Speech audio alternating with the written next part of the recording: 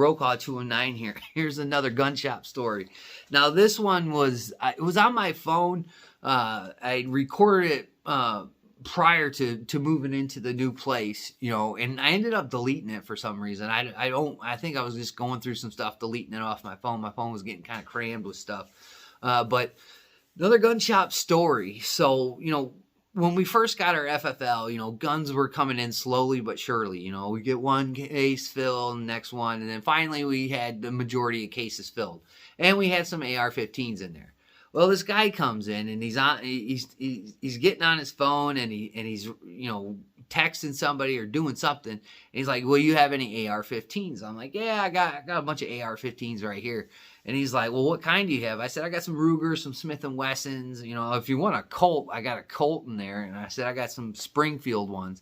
He's like, "Well, how much are them?" And I start giving him prices of it. And he's like, "Do you have anything cheaper?" You know, because in my opinion, stuff is a little bit elevated in price still at that point in time. And I'm like, "Yeah, I got this thing. It's a Radical Firearms." He's like, "I ain't never heard of it." I said, "Me neither." You know, I don't know it. And I mean, I've built better ARs than this AR that's in the case. And I'm like, "I don't know much about it." I mean, it's a basic AR. I mean, it seems to, you know, all the switches work and the trigger works and all that jazz. You know, the charging handle works. So I mean, till you put rounds through it, you don't know. So, you know, he's like, "Well, you know, my buddy was looking for an AR-15 because, you know, his kids are getting older and he's going to give his kids the guns and then he's going to get his own AR-15. I'll keep that in mind." I'm like, "Okay." I'm like, "All right." He's like, "Well, let me call him real quick." So he calls this guy and we're chatting on the phone together, us three, and he's asking about this gun, and he's like, "I ain't never heard of him either." I'm like, "Neither have I." I'm like, I think I found one or two videos on there, and the people that were shooting gun weren't too impressed with it. And I'm like, "I don't know much about this company." And he's like, "Well, what's the twist ratio on the barrel?" I'm like, "I don't know." So I pull the gun out. I mean, we looked for a good 10 minutes and I couldn't find it. And I even went back and opened up another box and I didn't find a manual on this. The manual was all crunched up and hidden somewhere else because it's just a plain white box. You know, usually well-known companies like Mossberg and in Springfield, they have some details on their box and it comes with a case and stuff. This is just a gun in a box with a lock. You know what I'm saying? So I go, I'm like, "Dude, I don't know anything." So I go on their website, Radical Firearms. I went on your website, if you see this video, and your website is horrible to navigate through.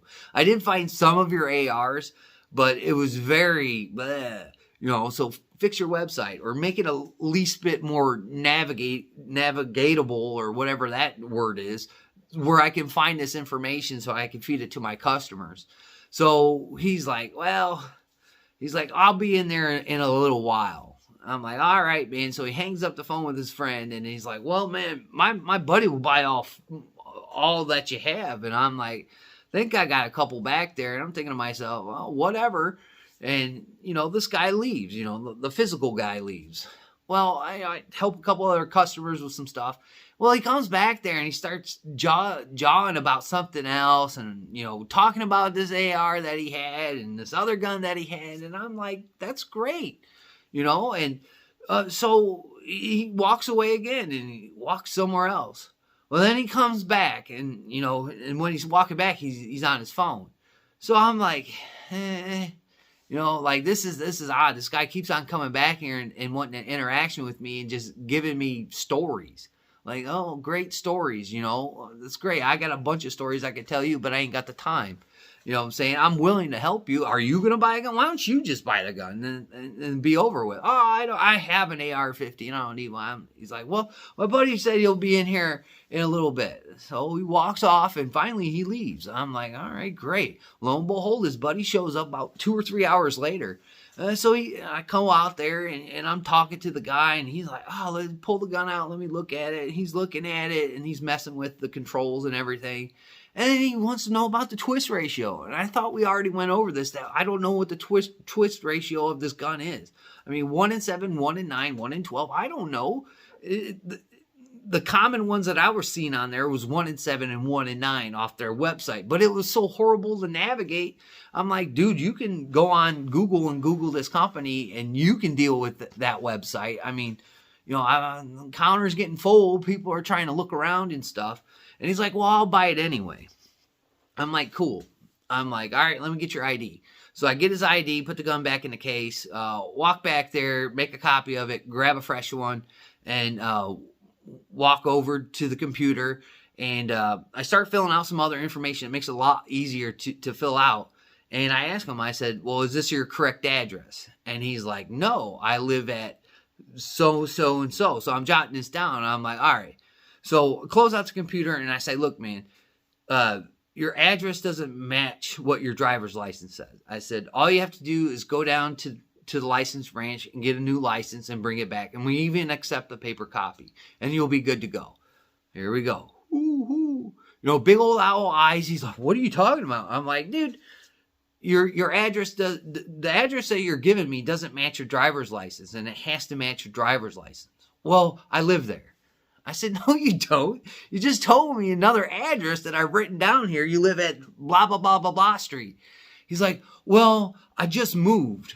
I'm like, well, that's understandable. That's understandable. But go back down to the license branch and, get a new license where you move to, where you live now, where you lay your head, and come back and we can get this done.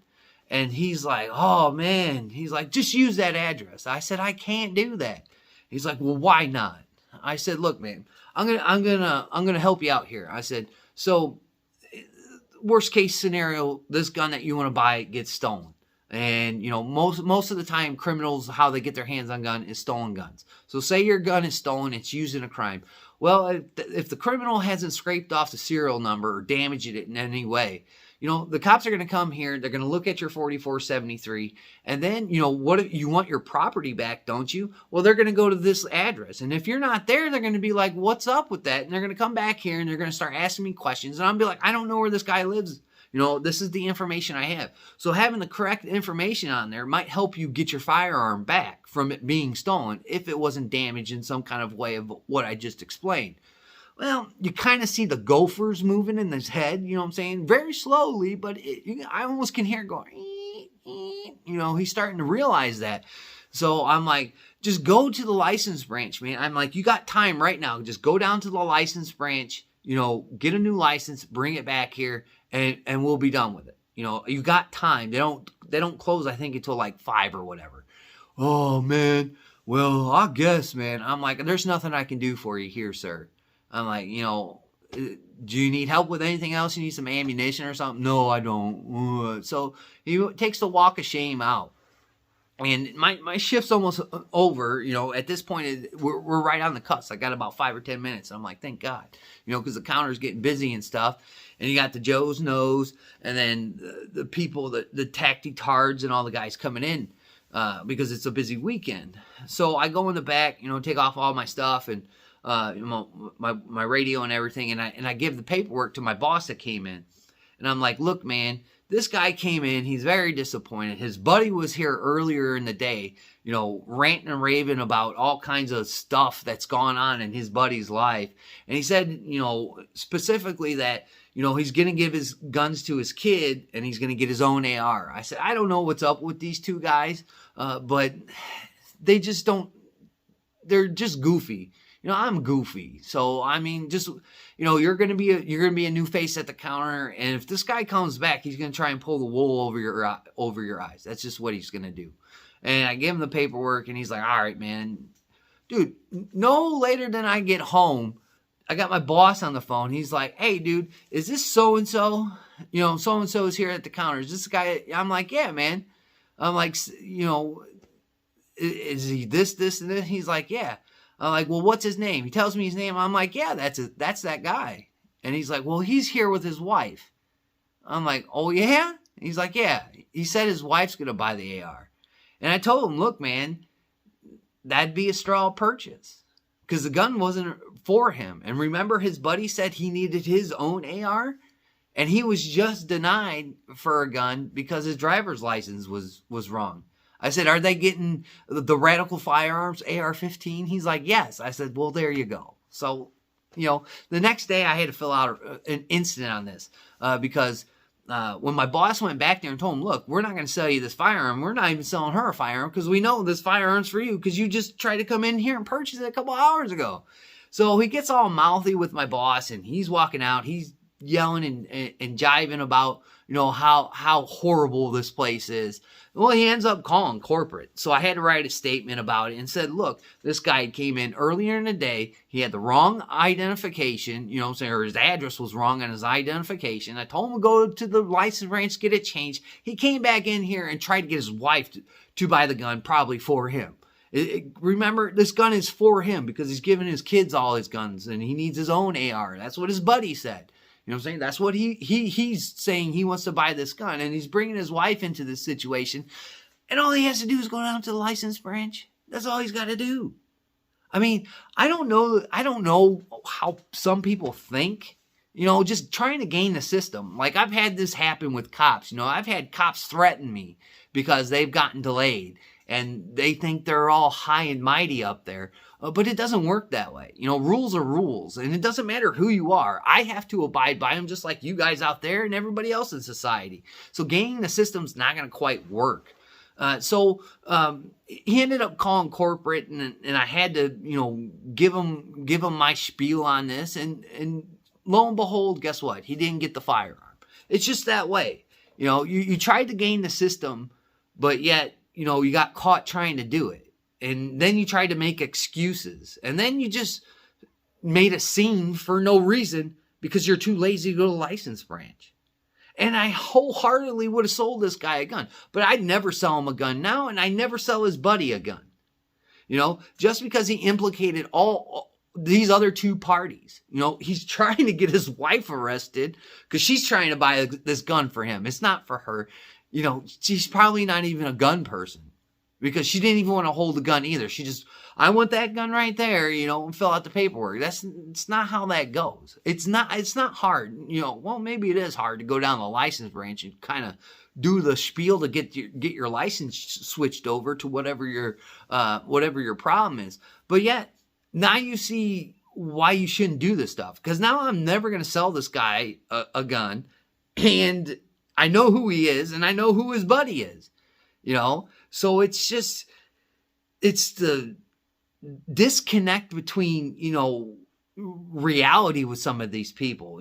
There's certain laws in place, and then there's certain rules that I have to follow from the corporate overlords that's just the way it is. I mean, again, I abide by them, just the way it is. And just watching this kind of play out, the moral of the story is don't try and get other people to buy guns for you. And if your license is wrong, go get a new license. It's not hard.